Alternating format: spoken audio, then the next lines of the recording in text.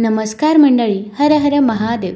भगवान भोलेनाथांच्या कृपेने तुमच्या सर्व इच्छा मनोकामना पूर्ण हो. मराठी कॉर्नर या मराठी यूट्यूब चॅनलवर तुमचं मनापासून स्वागत आहे. तर आज मी तुम्हाला जिवतीची कहाणी सांगणार आहे. श्रावण महिना हा व्रत वैकल्यांचा महिना असून भगवान शिवाला समर्पित आहे. या महिन्यात महादेवाच्या पूजनाला विशेष महत्त्व आहे. श्रावण महिन्यातील प्रत्येक दिवशी विविध सण आणि व्रत वैकल्य केले जातात. श्रावण महिना सुरू होताच देवघराजवळ जिवतीचा फोटो किंवा कागद चिटकवला जातो. श्रावण महिन्यात प्रत्येक दिवसाला वेगवेगळे महत्त्व आहे. श्रावणातील प्रत्येक शुक्रवारी जिवतीचे व्रत म्हणजे पूजा केली जाते. आईने मुलांसाठी करायचे हे व्रत असल्याचे सांगितले जाते. अगदी श्रावण महिन्यामध्ये जेवढे पण शुक्रवार येतात तर तेवढ्या शुक्रवारी जिवतीची पूजा ही आवर्जून केलीच जाते. जिवतीची पूजा मुलांच्या रक्षणार्थ केली जाते. जिवतीच्या पूजेसह कुलदेवी आणि लक्ष्मी मातेची पूजा केली जाते.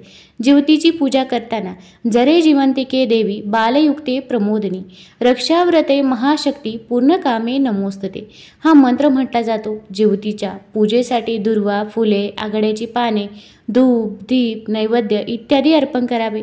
जिवतीची पूजा झाल्यावर लहान मुलांना पाटावर बसून त्यांचे औक्षण करावे. जिवतीच्या पूजेमुळे घरात आरोग्य, धन, सुख लाभते असे देखील म्हटले जाते. आता आपण जो जिवतीचा कागद लावत असतो तर त्या कागदाचा देखील एक अर्थ आहे. तर जिवतीच्या कागदात प्रथम विष्णूंचा चौथा अवतार असलेले नरसिंह आपल्या बाळ भक्त प्रल्हादासाठी प्रगट झाले. ही कथा आपल्या सर्वांना माहीतच आहे. बाळ प्रल्हादाचे हिरण्यकशिपूपासून म्हणजेच दैत्यांपासून संरक्षण करणे याच मुख्य आणि मूळ उद्देशाने भगवंताने हा अवतार धारण केला. बालकांचा रक्षक आणि बालभक्तासाठी अवतार धारण केलेली देवता म्हणून भगवान नरसिंह व नरसिंह देवतेचे पूजन केले जाते.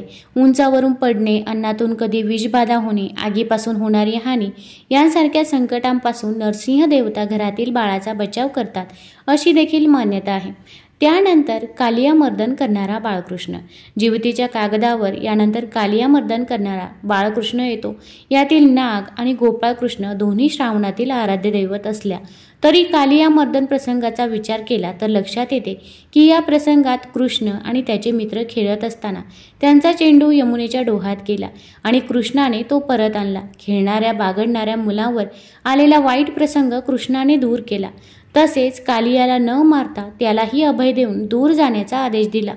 सरपटणाऱ्या प्राण्यांपासून वाचवणारा, त्याचबरोबर त्यांना अभय देणारा, खेळत बागडत असताना बालकांवर आलेल्या वाईट प्रसंगातून वाचवणारा कृष्ण येथे कालियामर्दन स्वरूपात पूजला जातो. घरात आणि घराबाहेर बाळांवर येणाऱ्या संकटांपासून या दोन्ही देवता बालकांचे संरक्षण करतात.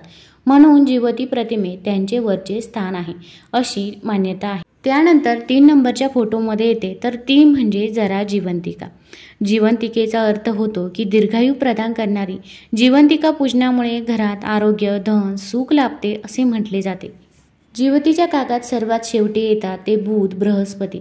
बुध हत्तीवर बसलेला असून त्याच्या हाती अंकुश आहे तर बृहस्पती वाघावर बसलेला आणि हातात चाबूक घेतलेला दाखवतात. बुधाच्या प्रभावाने व्यक्तीला अलौकिक बुद्धिमत्ता, आकर्षक व्यक्तिमत्व असे गुण प्राप्त होतात. बृहस्पतीच्या प्रभावाने शैक्षणिक प्रगती, आध्यात्मिक उन्नती, विवेक बुद्धी जागृत होते. बुधाचे वाहन हत्ती. हत्ती हे उन्मत्तेचे प्रतीक आहे. मानवी मनाला येणारी उन्मत्ता आपल्या बुद्धिमत्तेने व्यक्तित्वाचा अंकुश आवर घालावा हे बुध प्रतिमेवरून लक्षात येते. बृहस्पतीचे वाहन वाघ हे अहंकाराचे प्रतीक आहे. मानवी मनाला अहंकार लवकर चिटकतो. अहंकार मानवाच्या प्रगतीमध्ये आध्यात्मिक साधनेत बाधक ठरतो. त्यावर आपण ज्ञानाच्या, गुरुकृपेच्या आशीर्वादाने ताबा मिळवावा हे बृहस्पती आपल्याला शिकवते. म्हणूनच बुध, बृहस्पती यांना जिवती कागदात स्थान मिळाले आहे. प्रथम संरक्षक देवता, त्यानंतर बालकांचे संरक्षण व दीर्घायुष्य देणारी देवता आणि शेवटी व्यक्तिमत्व प्रभावित करणाऱ्या देवता असा हा जिवती कागदाचा क्रम. एका मातृशक्तीने दुसऱ्या रक्षक व पालक शक्तीचे केलेले पूजन म्हणजे जिवती पूजन. श्रावण महिन्यामध्ये आपण जो फोटो पुजतो त्याचं महत्त्व आता तुम्हाला समजलंच असेल. आता आपण ऐकूया श्रावण शुक्रवार जिवतीची कथा. तत्पूर्वी तुम्ही चॅनलमध्ये नवीन असाल तर चॅनल लाईक करा व सबस्क्राईब देखील करा. तसेच कमेंटमध्ये हर हर महादेव लिहायला विसरू नका. एका शुक्रवारात तुमची कहाणी. आटपाट नगर होतं. तिथं एक राजा होता. त्या राजाला मुलगा नव्हता. तेव्हा राणीनं एका सुईणीला बोलावून आणलं.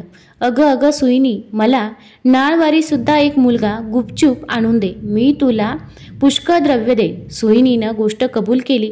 ती त्या तपासावर राहिली. गावात एक गरीब ब्राह्मणाची बाई गर्भार राहिली. तेव्हा ती सुईण तिच्या घरी गेली आणि तिला सांगू लागली की बाई तू गरीब आहेस, तुझं बाळणपणाचं पोट दुखू लागेल तेव्हा मला कळव, मी तुझं बाळणपण फुकट करीन. तिने होय म्हणून सांगितलं. नंतर ती सुईण राणीकडे आली. बाईसाहेब, आपल्या नगरात अमुक गरीब ब्राह्मणाची बाई गरोदर आहे. तिला नुकताच दुसरा महिना लागलेला आहे. लक्षण सर्व मुलाचीच दिसतायत. तेव्हा आपल्या घरापासून तो तेथपर्यंत काही कळणार नाही असं एक गुप्त भुयार तयार करावं. आपल्याला काही दिवस गेल्याची अफवा उठवावी. मी तुम्हाला नाळवारीचा मुलगा आणून देईन. असं ऐकल्याबरोबर राणीला मोठा आनंद झाला आणि जसजसे दिवस होत गेले त्याचप्रमाणे हे डोहाळ्याचं डंब केलं. पोट मोठं दिसण्याकरता त्याच्यावरती लुगड्याच्या घड्या बांधल्या. भुयार तयार केलं. 9 मास भरताच बाळंतपणाची तयारी केली. इकडे ब्राह्मणी बाईचं पोट दुखू लागलं. सुईणीला बोलावं आलं. त्याबरोबर तुम्ही पुढं व्हा, मी येते म्हणून सांगितलं. धावत राणीकडे आली. पोट दुखण्याचं ढोंग करायला सांगितलं. नंतर ब्राह्मणाच्या घरी आली. बाई तुझी आहे पहिली खेप. डोळे बांधलेस तर भिणार नाहीस, नाही बांधलेस तर भय वाटेल असं सांगून तिचे डोळे बांधले. ती बाळण झाली. मुलगा झाला. सुईणीनं एका दासीकडून भुयाराच्या वाटेने मुलगा राणीकडे पाठवला व तिने एक वरवंटा घेऊन त्यास एक कुचा बांधला आणि तिच्या पुढं ठेवला. मग बाईचे डोळे सोडले. तुला वरवंटाच झाला असं सांगू लागली. तिनं नशिबाला बोल लावले. मनामध्ये दुःखी झाली. सुईण निघून राजवाड्यात गेली. राणीसाहेब बाळंतीण झाल्याची बातमी पसरली. मुलाचं गोड कौतुक होऊ लागलं. इकडे ब्राह्मणबाईने नेम धरला.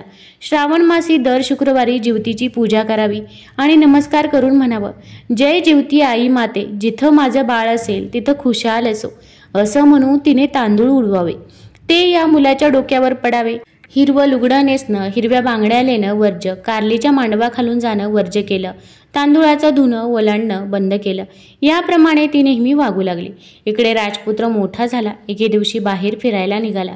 त्या दिवशी ती न्हावून आपल्या अंगणात राळे राखीत बसली होती. तेव्हा त्याची नजर तिच्यावर गेली. हा मोहित झाला व रात्री तिची भेट घ्यायची म्हणून निश्चय केला. रात्री तिच्या घरी आला. दारात गाय वासरू बांधली होती. चालता राजाचा पाय वासराच्या शिपटावर पडला. वासराला वाचा फुटली. ते आपल्या आईला म्हणालं, कोण्या पाप्यानं माझ्या शिपटावर पाय दिला? तेव्हा ती म्हणाली, जो आपल्या आईकडे जाण्यास भीत नाही तो तुझ्या शिपटावर पाय द्यायला भिईल काय?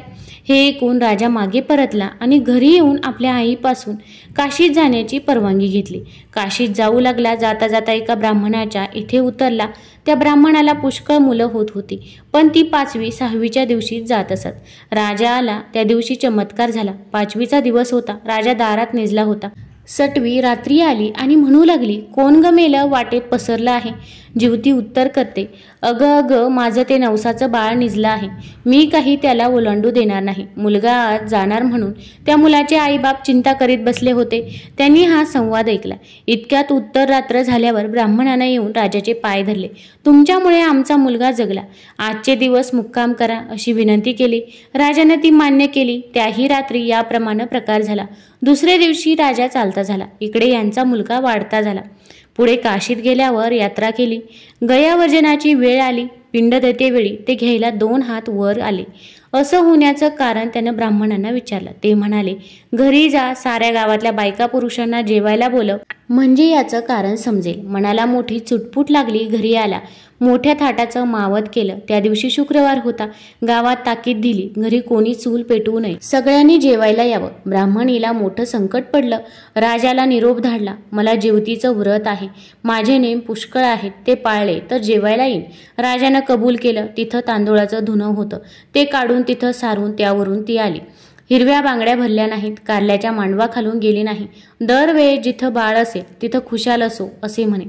पुढे पानं वाढली. मोठा थाट जमला.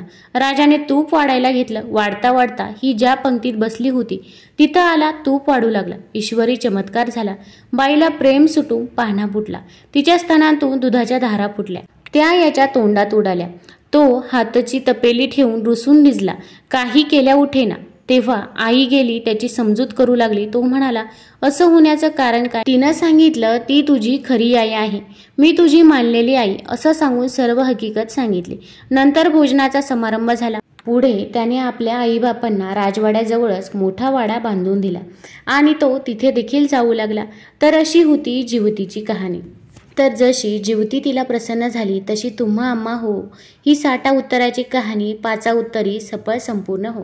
तुम्हाला जर हा व्हिडिओ आवडला असेल तर तुमच्या मित्रपरिवारासोबत जरूर शेअर करा. चॅनल लाईक करा, सबस्क्राईब करा. धन्यवाद.